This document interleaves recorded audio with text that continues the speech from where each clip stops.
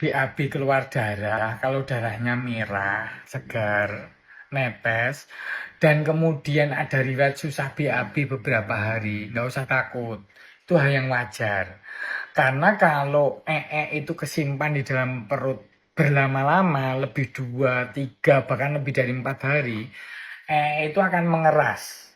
Ketika mengeras, dia membuka liang duburnya. Ini liang dubur ini udah keras kan, harusnya kalibernya gedenya itu segini misalnya, harusnya mudah lolos ngelewatin gini, tapi karena kegedean, jadi ini dorong lecetin bagian yang dalamnya, bagian dalam yang kulit ini, liang duburnya, dan kemudian ini akan nonjol, timbullah ambeien begitu loh.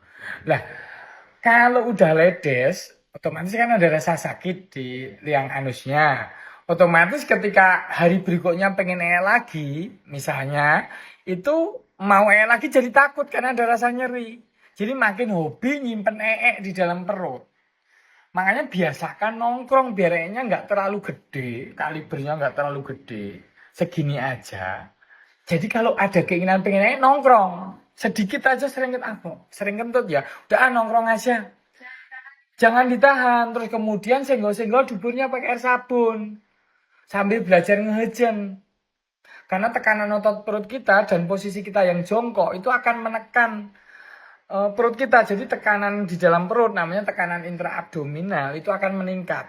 Ya, ketika meningkat ya akan plong. Jadi yang keras di ujung tadi, yang nyengkol tadi akan keluar.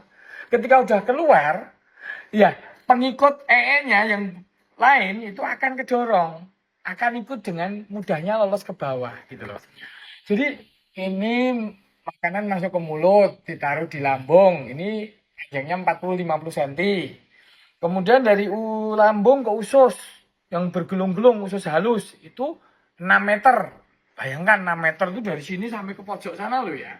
Terus kemudian di perpindahan di sini ada usus buntu itu belok 3 belokan. Lewat belakang sini, mendatar, belok ke sini ke bawah, terus belok baru ke dubur. Begitu kan? Lah, ketika yang keras sudah kepleset ke bawah, lah otomatis yang jendel, yang kempel, yang padat di sini tadi akan lebih mudah keluar. Jadi kalau kita tuh nggak 3 hari, kita tuh memenuhi dari sini ke sini loh ya. Tapi di belakang, usus besar itu di belakang sini. Ya, itu penuh padat banget. Kentut itu hanya ngelewatin sisi-sisi yang celah-celah kosong itu dilewatin oleh udara, gas kayak gitu loh. Ya jadi itu masalah kebiasaan kita sendiri sama komposisi makanan. Kebiasaan sama komposisi makanan. Kalau kebiasaan kita nongkrong tiap pagi, biarpun nggak pengen tapi belajar ngehejen tiap pagi.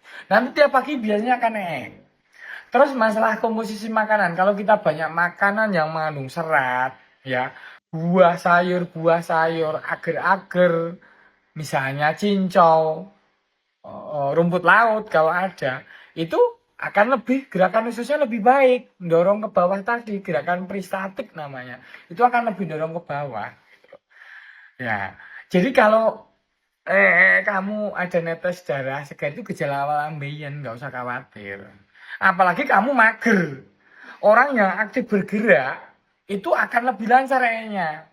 Jadi rata-rata penderita ambeien itu sopir yang perjalanan antar kota jauh berhari-hari, berjam-jam duduk di bangku sopir. Atau pekerja kantoran yang pagi sampai malam di depan komputer terus.